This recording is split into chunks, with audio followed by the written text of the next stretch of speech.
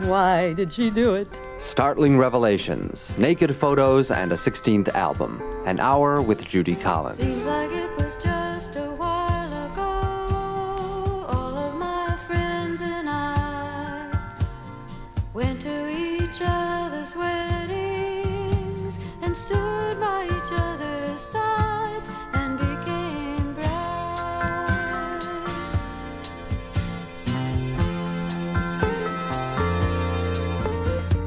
Talking on the phone to Kirk today, he said that he and Liz were through. And by the way that things have been going, you could say that they were overdue. For every other married pair of us had already split in two. Each of us turning out our lights alone or sleeping with someone new. Ain't it true? These are hard times for lovers. Everyone wants to be free. Ain't these hard times for lovers? Everyone's singing, I gotta be me without you.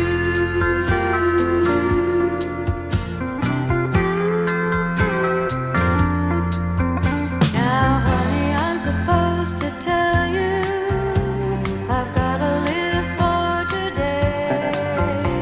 And don't you know it is my lifetime? I've gotta live it my own way.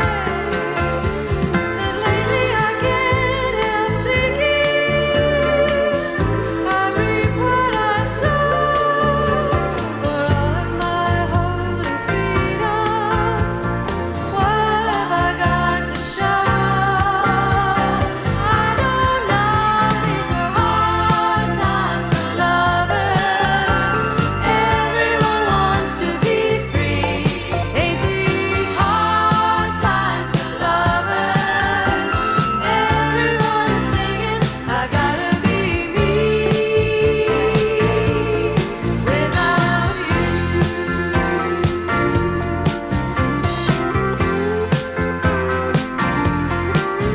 But lately I can't help thinking I reap what I sow. For all of my holy freedom, what have I got to show?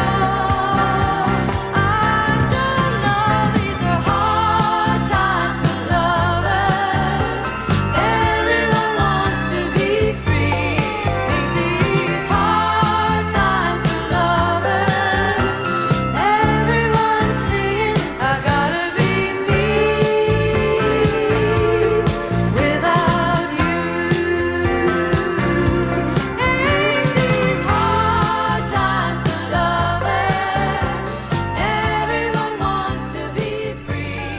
Ain't these Hard Times for Lovers. For her 16th album cover, Judy Collins takes off her clothes. In the next hour, Judy explains her nudity, her success, and her writers. You know, I've had this remarkable luck to find songwriters for all these years. And lo and behold, along comes this young fellow named Hugh Prestwood, who's been writing away on his own, holding down a job, writing his songs, going to work. So last spring, he sent me a new tape with Hard Times for Lovers. And the song just triggered a whole set of feelings and identifications and obviously personal identification. I had had a very rough breakup with a fellow that I'd been with for about 4 years, and it was a tremendous shock to my ego, and my whole physical and emotional being was just thrown, and this song came along and did the trick. He found a hard time dealing with my personality and wanted his own, they say, space. I despise that word. But yes, he wanted his own space. And he got it. Take your space and shove it. Exactly. Here's your space, where's your hat? I was very much in the tradition of learning through through the sharing within a communal kind of social situation. And in New York, the same thing happened, but now we were finding out, for instance, that John Jacob Niles wrote Black is the Color of My True Love's Hair, and that Burl Ives wrote I Met Her in Venezuela, and because it wasn't fashionable, these guys passed these songs off as public domain. Then, of course, there was Pete Seeger, and the Weavers, and Woody Guthrie, and I loved the music. Other people were David Blue, and Tom Rush, and what's that tall, good-looking fellow's name? Real sweet, Eric Anderson. There was Carolyn Hester, Dick Farina, and Dick began writing wonderful things. Dick had such a twist, such a kind of pixie quality about him. Personally, of course, he was a sketch and a very funny guy. It was a very, very exciting time because socially and personally, people were exploring song in a way that they hadn't been doing in the 50s. People were sort of coming out of the walls, and the McCarthy era was loosening up. And in New York, people that I walked around in the street with had been indicted. There was a real rush into the village, and there were places and people did gather, songs were exchanged.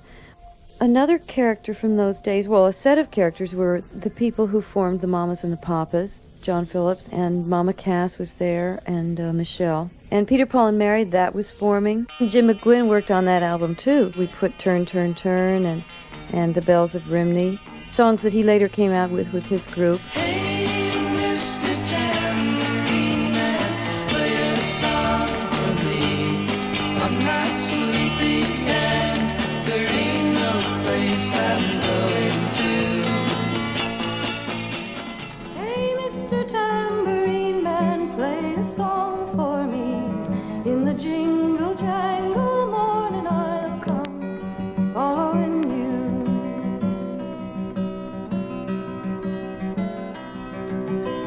Take me on a trip upon your magic swirling ship. My senses have been stripped. My hands can't feel the grip. My toes too numb to step. Wait only for my boot heels to be wandering. I'm ready to go anywhere. I'm ready for to fade into my own parade. Cast your dancing spell my way. I promise to go under it.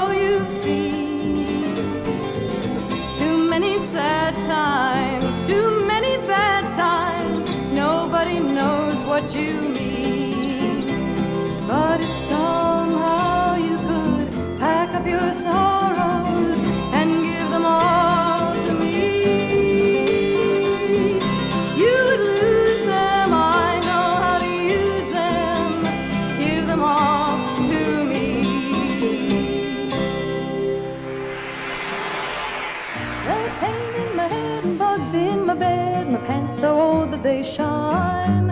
Out on the street, tell the people I meet to buy a little bottle of wine. Bottle of wine, fruit in the pine. When you gonna let me get sober?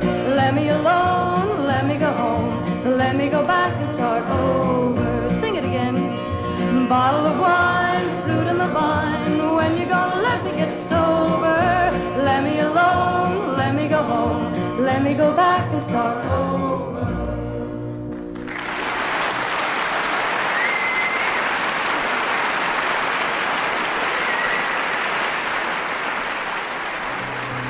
I was on the board of Newport Folk Festival, and by that time, 68 I guess it was, I had begun to be aware that there were people writing who I connected with in a very personal way. And it was that same year that I met Joni. Now, I'll tell you how that happened. Tom Rush was Joni Mitchell's biggest fan, and he had recorded a song of hers called The Circle Game. He called me one night it was 2 in the morning, at least. And he said, Joni has just sung me a song. You have to hear the song. On the telephone, he put her on, and he made her sing the song. And I said, that's mine. So that year, I arranged for the first time to have a singer-songwriter's workshop at Newport, which I put together and which I emceed. Tom was on that, and Janice Ian came up and sang on that, and Leonard was on it, Leonard Cohen, and Joni Mitchell. And I'll tell you, Joni has always been, I would say, perhaps my favorite of all the writers and singers. She's incredible. She sits down and begins to sing, and the tears just pour down my face. It's just all over. The last time I saw her, she had decided to take a loft in Soho to do her work and her painting. I just have nothing but respect for her. I love her.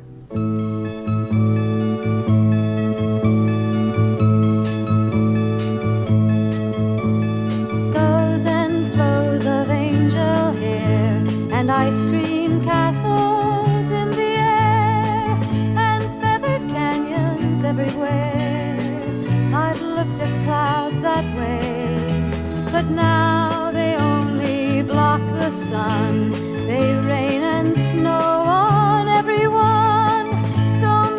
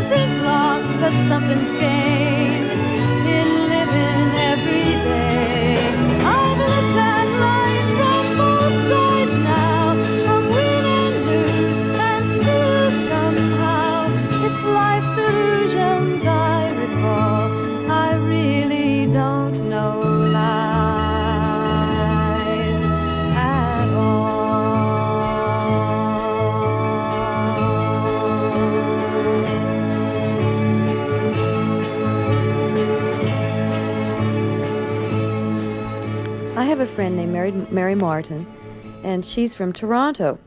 And she kept saying to me, gee, I've got to get you together with this wonderful writer, friend of mine from Canada. His name is Leonard Cohen, and he started to write songs.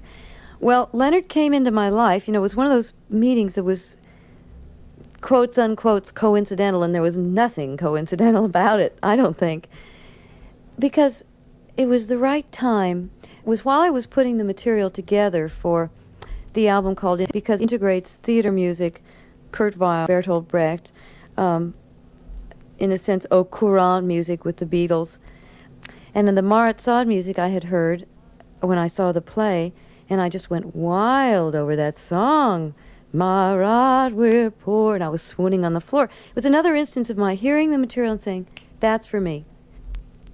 But Leonard came in there, came to my house, spent a couple of days singing songs to me. Suzanne was the second song on the tape, and my friend Michael Thomas said, he said, that's the one. And I said, oh no, I don't think so. And he said, oh, that's the one. And it was, of course, he was right. Suzanne takes you down to a place by the river. You can hear the boats go by. You can spend the night forever. And you know that she's half crazy, and that's why you want to be there. And she feeds you tea and oranges that come all the way from China. And just when you want to tell her that you have no love to give her, she gets you on her wavelength and lets the river answer that you've always been her lover.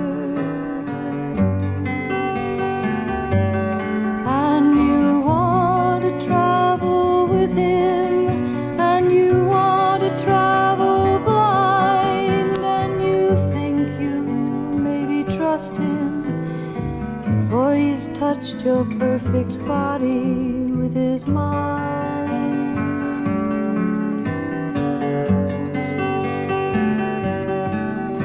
Suzanne takes you down to her place by the river. You can hear the boats go by.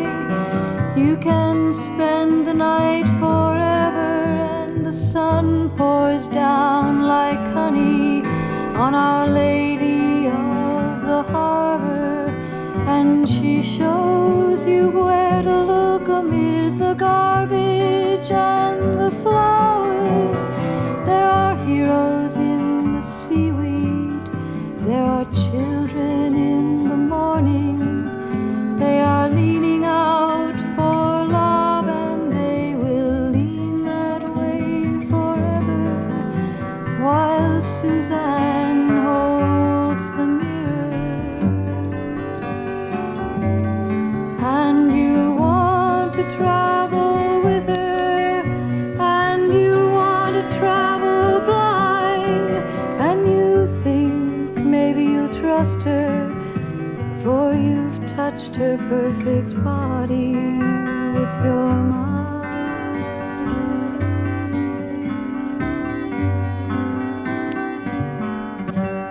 After a top 40 hit with Both Sides Now and surprising success with album cuts like Suzanne, it was suddenly Judy Collins, pop star. I was making an album with Stephen Stills and Chris Etheridge, and James Burton came to play on it, and Michael Saul played.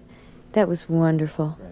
And we were in the middle of doing that. We had most of the material chosen. My father was on that, and who knows where the time goes. And I was riding in a car with Stephen. We were coming in from the beach, and we were singing songs.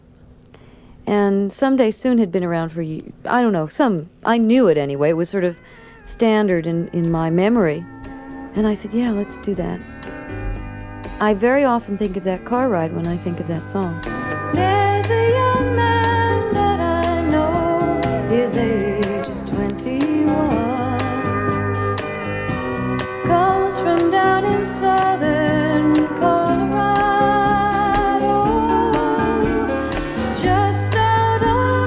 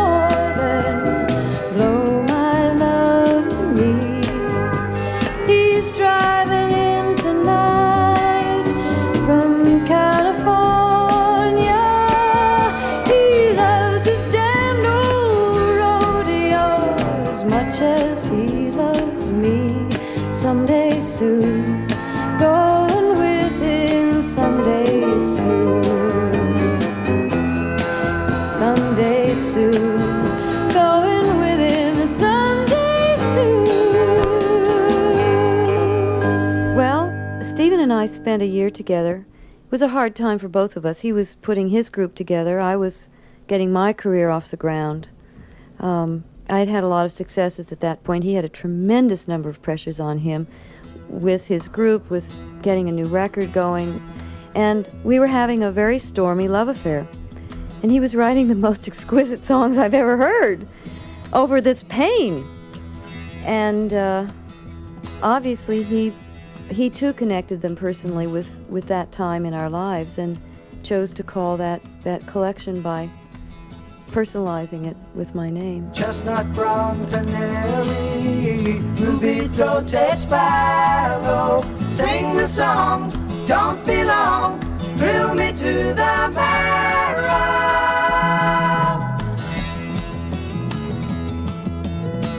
Although I see him not as often as I would like to, he's one of the talents in the world today that I connect with at a gut level.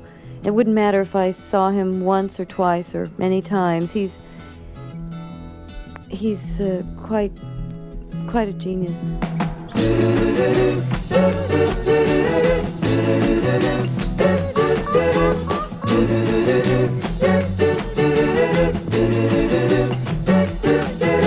Mimi Farina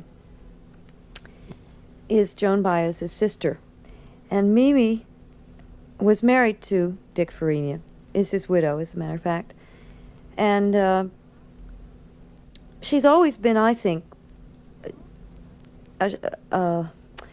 what should I say, tremendously gifted individual. And she formed this group called Bread and Roses, which has as its function to provide entertainment live for hospitals, jails, people who are recuperating, people who are in old folks' homes, people who are in environments where they can't get live music and where they're shut in together and where they're really in a locked community.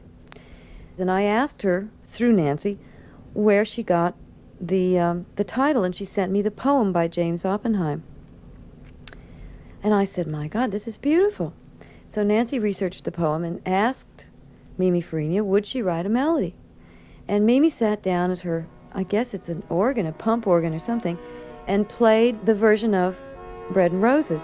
As we go marching, marching, unnumbered women dead, go crying through our singing, their ancient call for bread, small arms and love and beauty, their drudging spirits new. Yes, it is bread we fight for, but we fight for roses too.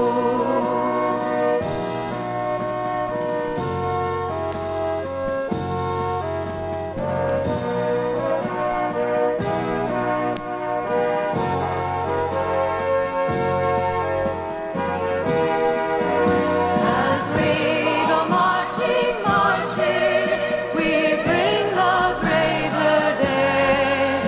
The rising of the women means the rising of the race. No more the drudge and idler tend that toil where one reposes, but a sharing of life's glories. Bread and roses, bread and roses.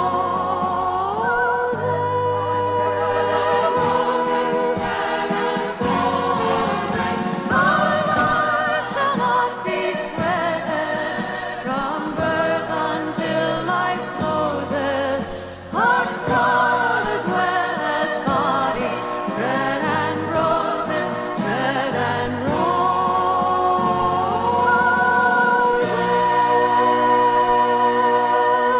On the second half of An Hour with Judy Collins, the singer, songwriter, filmmaker tells why she's naked on her new album cover. And we'll hear inside the jacket, too. More from Hard Times for Lovers and beyond after station identification.